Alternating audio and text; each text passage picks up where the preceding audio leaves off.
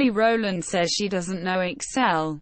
Microsoft Excel responds. American singer Kelly Rowland recently appeared on talk show The Real, where she said, "I don't know what Microsoft Excel is, I don't have a clue." Kelly was asked about Excel on the show as her Grammy-winning song Dilemma's video featured the software. Responding to Rowland, Microsoft Excel's Twitter account tweeted, "No matter what you do, we're crazy over you." TikTok fined $5.7 million in U.S. over child privacy violations. His Federal Trade Commission has fined lip-syncing video app TikTok $5.7 million to settle allegations of making under-13 users' profiles public and collecting their personal information without parental consent.